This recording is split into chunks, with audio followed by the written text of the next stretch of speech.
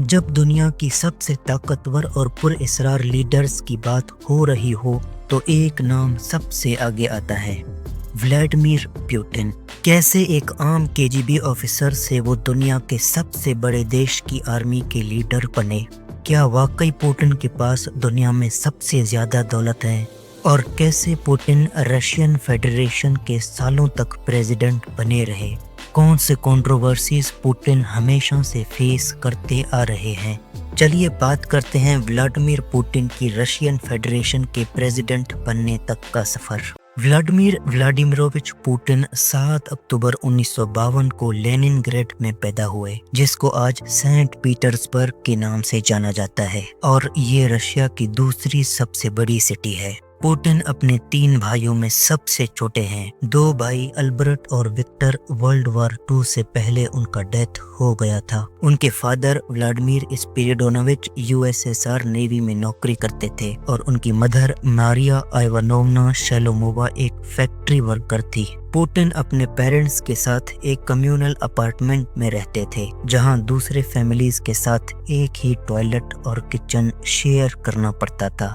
یہ بات شاید اسپیریڈونووچ اور شیلومووا کو بھی نہیں معلوم تھا کہ 50 سالوں کے بعد ان کا اکلوتا بیٹا ولاڈیمیر پوٹن دنیا کے سب سے بڑے کنٹری رشین فیڈریشن کا پریزیڈنٹ بن کر رہے گا، اور دنیا کے طاقتور لیڈرز میں ان کا شمار ہوگا۔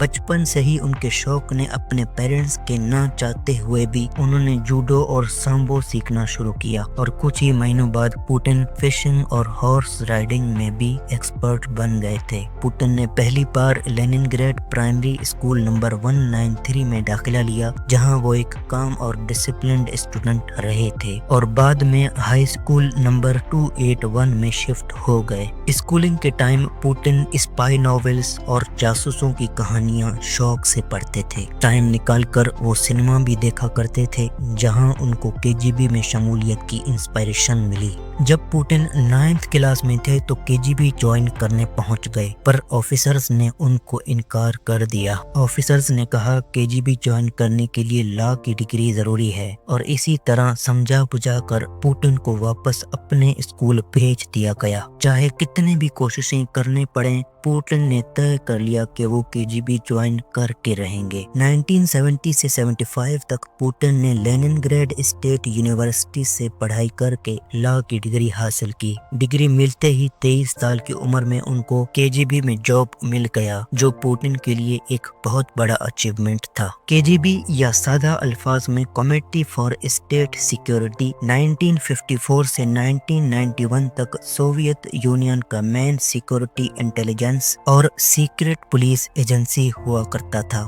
1975 سے 1985 تک پوٹن کا کام تھا فارن اسٹوڈنٹس اور پروفیسرز پر نظر رکھنا، اینٹی گورنمنٹ ایکٹیویٹیز کو مانیٹر کرنا، اور KGB کے لیے انٹرنل انٹلیکچوئلز کلیکٹ کرنا تھا۔ جب ورلڈ وار 2 مئی 1945 میں ختم ہوئی تو نازی جرمنی نے سرنڈر کر دیا، اور پورا جرمنی 2 حصوں میں ویسٹ اور ایسٹ جرمنی میں ڈیوائیڈ ہو گیا۔ ویسٹ جرمنی پر USA، UK اور فرانس کا کنٹرول تھا، جبکہ ایسٹ جرمنی پر سوویت یونین یا USSR کا کنٹرول تھا، اور یہی سے USA اور سوویت یونین کے بیچ کولڈ وار کا آغاز ہوا، جو 1947 سے 1991 یعنی USSR کے ڈیزولوشن تک چلا۔ اس ٹاپک پر ہم کسی اور ویڈیو میں ڈسکس کریں گے۔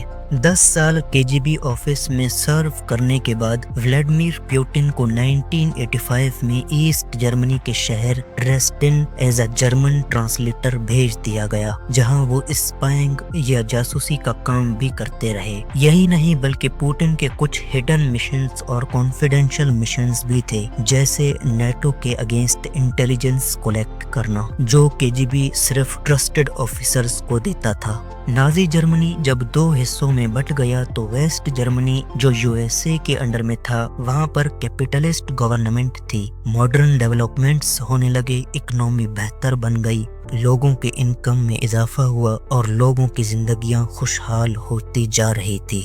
पर दूसरी तरफ सोवियत यूनियन में ईस्ट जर्मनी को जर्मन डेमोक्रेटिक रिपब्लिक बनाकर वहां कम्युनिज्म इंट्रोड्यूस कर दिया। आम लोगों को रूटीन फैसिलिटीज नहीं मिलते थे और इकोनॉमी तो खराब हो ही चुकी थी। अगले 12 सालों में 1949 से लेकर 1961 तक 30 लाख लोग ईस्ट जर्मनी से वेस्ट जर्मनी माइग्रेट कर गए थे, जिनमें ज्यादातर डॉक्टर्स, इंजीनियर्स और स्किल्ड वर्कर्स शामिल थे। कैपिटलिज्म और कम्युनिज्म क्या होते हैं? कैपिटलिज्म यानी प्राइवेट ओनरशिप। हर शख्स को ये राइट्स होते हैं कि वो खुद का बिजनेस चला सकता है, प्रॉपर्टी रख सकता है और प्रॉफिट जनरेट कर सकता है, जिसमें गवर्नमेंट की इन्वॉल्वमेंट नहीं होती है। जबकि कम्युनिज्म यानी गवर्नमेंट शेयर ओनरशिप, किसी भी शख्स की प्रॉपर्टी का इक्वल शेयर होता है। आप प्राइवेट कंपनी नहीं बना सकते हैं, और अगर आप बनाते हैं तो सिर्फ आप उसे रन कर सकते हैं। उसमें गवर्नमेंट का शेयर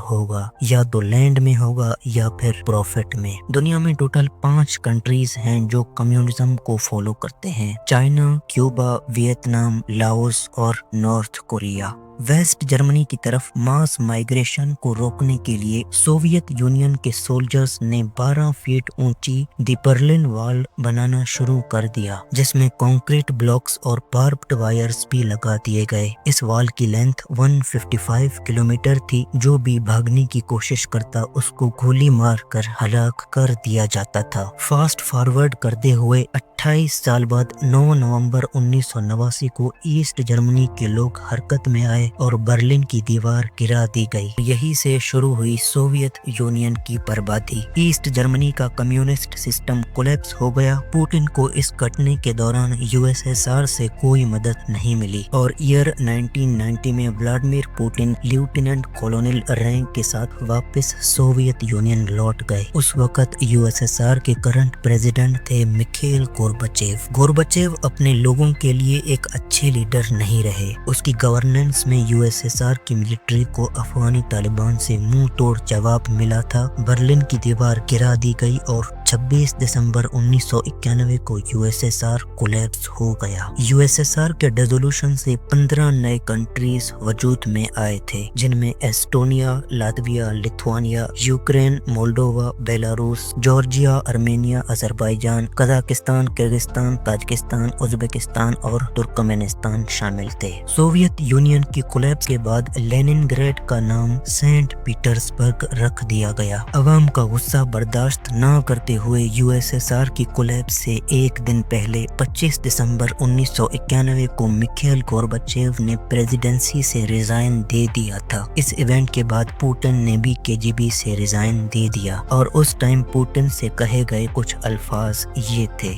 मैं उनके लिए काम नहीं कर सकता जो अपने ही लोगों के मुखालिफ बनते जा रहे हैं। पुतिन के काम और शानदार रवैयों से सेंट पीटर्सबर्ग के मेयर एनातोली सोबचक बहुत खुश थे और 1994 में सोबचक ने पुतिन को सेंट पीटर्सबर्ग का डिप्टी मेयर बना दिया। यहीं से शुरू होती है पुतिन की पॉलिटिक्स जर्नी। पावर हाथ में आते ही पुतिन ने सेंट पीटर्सबर्ग में करप्शन के खिलाफ क्रैक डाउन चालू कर दिया। ढूंढ कर करप्ट सर्वेंट्स को सस्पेंड किया। वेस्टर्न कंपनीज के साथ फॉरेन रिलेशंस, बिजनेस पार्टनरशिप्स बनाए और पुतिन का चेहरा सेंट पीटर्सबर्ग में मशहूर होता जा रहा था। 1996 में सोबचक मेयर की इलेक्शंस हार गए थे और पुतिन के डिप्टी मेयर की सीट भी चली जाती है। 1999 के इलेक्शंस में बोरिस येल्सिन रशिया के नए फर्स्ट प्रेसिडेंट बन जाते हैं। इसी साल सेंट पीटर्सबर्ग में सियासी हालात तब्दील होने से पुतिन मॉस्को शिफ्ट हो जाते हैं, जहां इनकी मुलाकात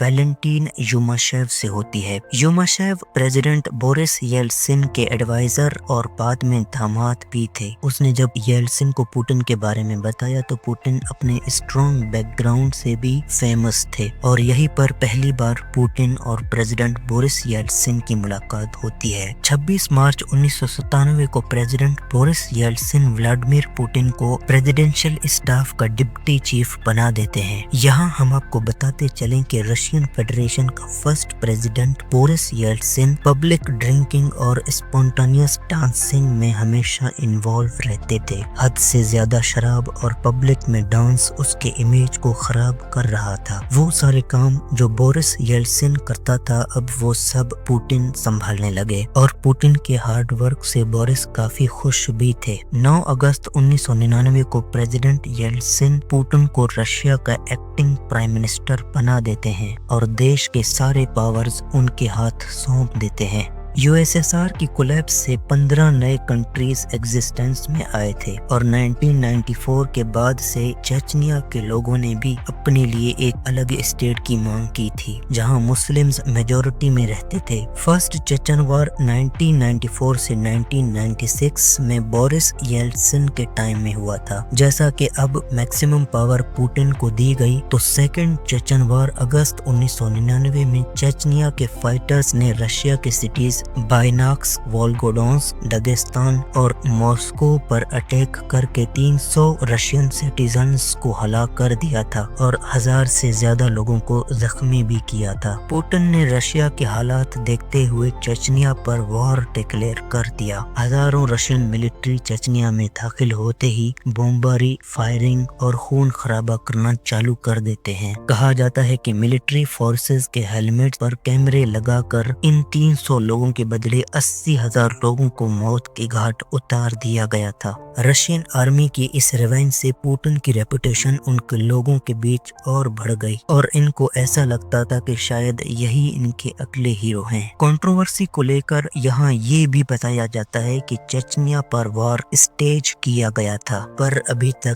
इसके ठोस सबूत नहीं मिले हैं। बेकार आदतें, हेल्थ प्रॉब्लम्स और इकोनॉमिक हार्डशिप्स के प्रेशर को हैंडल न करते हुए दिसंबर 31, 1999 को बोरिस येल्सिन प्रेसिडेंसी से रिजाइन देते हैं और बोरिस ही व्लादिमीर पुतिन को रशिया के एक्टिंग प्रेसिडेंट बना देते हैं। मार्च 2000 में रशिया के अंदर प्रेसिडेंशियल इलेक्शंस होते हैं और रशिया के अवाम पुतिन पर अपना पूरा यकीन दिखाते हैं। इलेक्शंस के रिजल्ट में व्लादिमीर व्लादिमीरोविच पुतिन 53% वोट के साथ रशियन फेडरेशन के दूसरे प्रेसिडेंट बन जाते हैं और फाइनली पुतिन के इतने बड़े कंट्री के प्रेसिडेंट बनने का सपना पूरा हो जाता है। कुर्सी संभालते ही पुतिन शानदार कारनामे सर अंजाम देना शुरू कर देते हैं। इनमें शामिल होते हैं रशिया से करप्शन का खात्मा, मिलिट्री में इम्प्रूवमेंट, लोगों के इनकम बढ़ने लगे और देश की जीडीपी में 30% राइज देखने को मिला। रशिया के लोगों को लगा हमें एक ऐसे लीडर की तलाश थी और वो मिल गए हैं। 2004 में अवाम के सपोर्ट से एक बार फिर जीत पुतिन के हिस्से में आई और पुतिन दूसरी बार प्रेसिडेंट बने। इस बार पुतिन ने 71% वोट लिए थे। ईयर 2005 में चेल्सी फुटबॉल क्लब के फॉर्मर ओनर रोमन अब्रामोविच ने अपनी ऑयल कंपनी सिबनेफ 13.1 बिलियन डॉलर्स में सेल कर दी, जो आज के टाइम पर 1,81,430 करोड़ रुपए बनते हैं। रशियन फेडरेशन का कॉन्स्टिट्यूशन एक आदमी को 2 बार प्रेसिडेंट बनने की इजाजत देता है, यानी एक से ज्यादा बार एक आदमी प्रेसिडेंट नहीं बन सकता। मुखालिफ पार्टी वालों को ये लग रहा था कि पुतिन अब क्रेमलिन में नहीं रहेंगे, पर पुतिन कुछ और सोच रहा था। मार्च 2008 के इलेक्शंस में पुतिन ने अपने ही एक करीबी दिमित्राय मेदवेदेव को जिताकर प्रेसिडेंट की सीट पर बैठा देते हैं और खुद प्राइम मिनिस्टर बन जाते हैं। यहाँ पर पुतिन मेदवेदेव टेंडम रूल या पुतिन्स शैडो प्रेसिडेंसी काम करता है, यानी मेदवेदेव सिर्फ नाम के प्रेसिडेंट हैं जबकि रियल पावर अब भी पुतिन के पास है। दिमित्राय और पुतिन ने मिलकर सितंबर 2011 में रशियन कॉन्स्टिट्यूशन में चेंजेस लाए, यानी प्रेसिडेंट का टेन्योर जो 4 सालों तक था अब वो 6 साल तक रहेगा, क्योंकि रशियन आइन में कंट्री का पूरा पावर प्रेसिडेंट के हाथ में होता है। मार्च 2012 में पुतिन रशिया के तीसरी बार प्रेसिडेंट बने और इसी तरह 2018 में चौथी बार। पुतिन ने 2020 में रशियन कॉन्स्टिट्यूशन में ऑफिशियली ये कह दिया कि अब वो 2036 तक रशियन फेडरेशन के प्रेसिडेंट रहने वाले हैं। रशिया में आज भी सोवियत यूनियन की वो झलक देखने को मिलती है जो कम्युनिज्म से जुड़ी थी और यहाँ पर आज भी सारी पावर स्टेट यूरोप के कंट्रोल में है। इतनी बड़ी टेरिटरी पर राज करने वाले प्रेसिडेंट के ऊपर कॉन्फ्लिक्ट तो जरूर हुए होंगे, पर इसके बावजूद भी अगर कोई आवाज उठाता है तो उसको या तो गायब कर दिया जाता है या फिर सिफाई हस्ती से मिटा दिया जाता है। जैसे 2003 में यूकोस ऑयल कंपनी के मालिक मिखेल खोडोरकोवस्की ने पुतिन की मुखालिफत की तो उस पर मनी लॉन्ड्रिंग, फ्रॉड और टैक्स चोरी के इल्जाम लगाकर 2005 में उसको सालों तक जेल कर दिया गया। उनके कंपनी यूकोस को सरकारी कंट्रोल में ले लिया गया। जर्नलिस्ट एना पोलितकोवस्किया को चेचनिया के ह्यूमन राइट के ऊपर सवाल उठाने पर 7 अक्टूबर 2006 को मॉस्को में अपने अपार्टमेंट में दाखिल होते वक्त सर में 2 गोलियां फायर करके मार दी गई। 23 अगस्त 2023 को private military company Wagner group के चीफ एवगेनी प्रिगोजिन को रशियन आर्मी की बगावत करने पर उसका प्राइवेट जेट क्रैश हो गया और इनमें मौजूद 10 लोग भी मारे गए। इस ट्रेजेडी के पर्दे के पीछे क्या किया गया था ये प्राइवेट रखी गई। पुतिन ने नेटो की एक्सटेंशन और रशिया के बाउंड्रीज को लेकर कई बार दूसरे कंट्रीज पर हमले किए, जैसे 2008 में यूएसएसआर से अलग हुए जॉर्जिया पर, 2011 में वैगनर ग्रुप के जरिए लीबिया पर वार किया, 2014 में क्रीमिया पर कब्जा किया, 2015 में सीरिया पर हमला करके बशार अल असद की हुकूमत बचाई गई। फरवरी 2022 से यूक्रेन में शुरू होने वाली जंग जो आज भी चल रही है। यूएन में 140 प्लस कंट्रीज ने रशिया के खिलाफ वोट दी कि वो यूक्रेन वॉर रोक दें, पर पुतिन किसी की नहीं सुन रहे। कहा जाता है कि पुतिन के पास इस वक्त 3 मैन पावर्स हैं जो वो उनका किसी भी वक्त इस्तेमाल कर सकते हैं। इनके पास स्ट्रॉन्ग साइबर आर्मी है जो जबरदस्त हैकिंग करते हैं। स्टेट कंट्रोल्ड मीडिया यानी मीडिया हर वक्त इनकी तारीफ करते करते रह जाते और पुतिन के खिलाफ बात करने वालों के लिए जीरो टॉलरेंस। वो कब गायब हो जाएं किसी को पता नहीं। व्लादिमीर पुतिन के एसेट्स के बारे में कहा जाता है कि पुतिन दुनिया के सबसे अमीर तरीन इंसान है। ये बात प्राइवेट है और फोर्ब्स ने भी इस बारे में ऐसी कोई रिपोर्ट नहीं दी। व्लादिमीर पुतिन की एनुअल सैलरी $1,40,000 है जो 1,20,00,000 रुपीस बनते हैं, पर कहीं $70 अरब से लेकर $200 अरब की बात होती रही, जहां ये बातें सालों से कंट्रोवर्शियल रही हैं। रशियन प्रेसिडेंट पुतिन के पास ऑफिशियली 3 कार्स रशियन स्ट्रक्चर की लाडा नीवा, सोवियत यूनियन के दौर की GAZ M21 वोल्गा और एक स्किफ ट्रेलर शामिल है। इनके पास 2 अपार्टमेंट्स, एक सेंट पीटर्सबर्ग में और दूसरी मॉस्को में है। पर अनऑफिशियली बातें गर्दिश कर रही हैं कि पुतिन के पास $1.4 बिलियन की Black Sea mansion, 58 aircraft, 700 cars, luxury watches की कलेक्शन, $700 मिलियन की इसकी हेरजाडे सुपर यॉट, 20 हाउसेस, $75,000 की गोल्ड प्लेटेड टॉयलेट जो इल्यूजन 296-300 PU में इंस्टॉल की गई है। पुतिन जब ट्रैवल करते हैं तो स्टाइल के बगैर कभी नहीं करते। उनके साथ हर वक्त 2000 से 3000 ट्रेन्ड सिक्योरिटी पर्सन्स रहते हैं। जब क्रेमलिन से घर जाना हो तो पुतिन ज्यादातर हेलीकॉप्टर में जाना पसंद करते हैं और वो भी मॉडिफाइड Mi-8 हेलीकॉप्टर के अलावा अगर कार में ट्रैवल करना हो तो पुतिन रशियन मेड लिमोजीन में ट्रैवल करते हैं। फॉरेन ट्रिप्स में Putin Russian version illusion 296-300 PU ज्यादा प्रेफर करते हैं। व्लादिमीर पुतिन के हॉबीज की बात करें तो वो हर दिन 2 से 3 घंटे एक्सरसाइज करते हैं। Martial art, black belt, judo, sambo, swimming, fishing, hunting, horse riding, bear riding, निशानाबाज और पायलट करना इनकी हॉबीज में शामिल है। इनकी KGB स्टाइल क्रेमलिन वॉक के तो सब लोग दीवाने हैं।